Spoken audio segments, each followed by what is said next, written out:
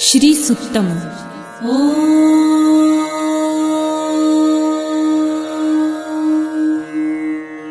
हिरण्यवर्णां हरिणीं सुवर्णरजतस्रजां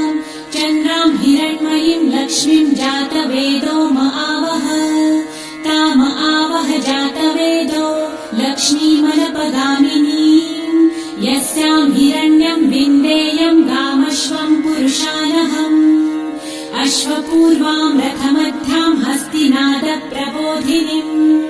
श्रियं देवीमुपह्वये श्रीर्मा देवी जुषताम् कासोऽस्मितां हिरण्यप्राकाराम् आर्द्रां ज्वलन्तीं तृप्तां तर्पयन्तीम्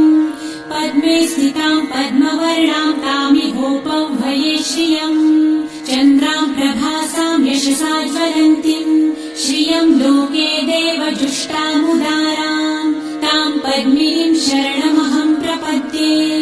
लक्ष्मीर्मे नश्यतां त्वां वृणे आदित्यवर्णे तपसोऽधिजातो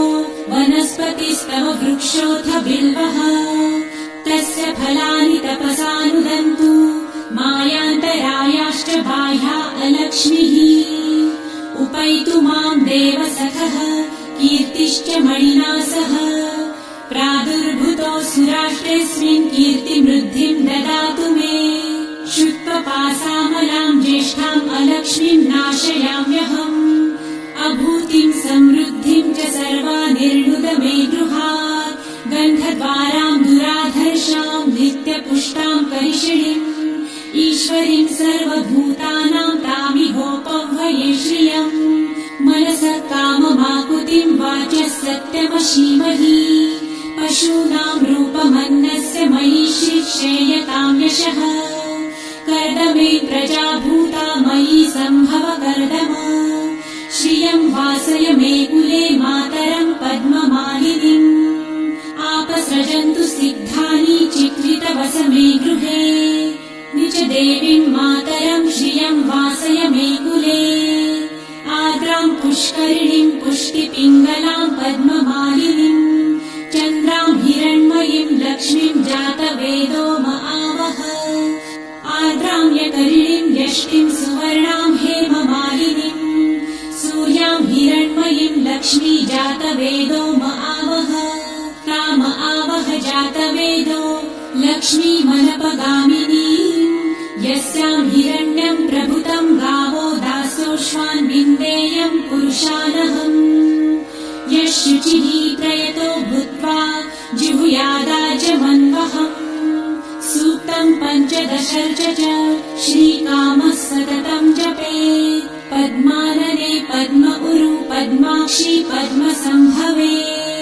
तन्मे भजसि पद्मक्षी येन सौख्यं लभाम्यहम्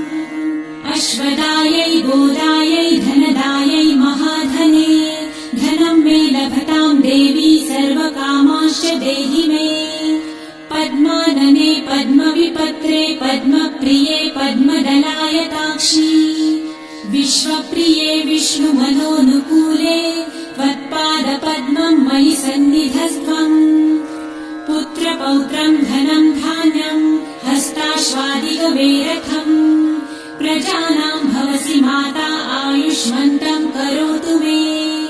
धनमग्निर्धनं वायुर्धनं सूर्यो धनं वसु धनमिन्द्रो बृहस्पतिर्वरुणं धनमस्तु मे वैनतेय सोमं पिबतु वृतः सोमं धनस्य सोमिनो मह्यं ददातु सोमिनः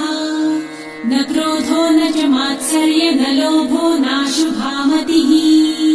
भवन्ति कृतपुण्यानां भक्तानां श्रीसूक्तं जपेत् सरसिजनिलये सरोजहस्ते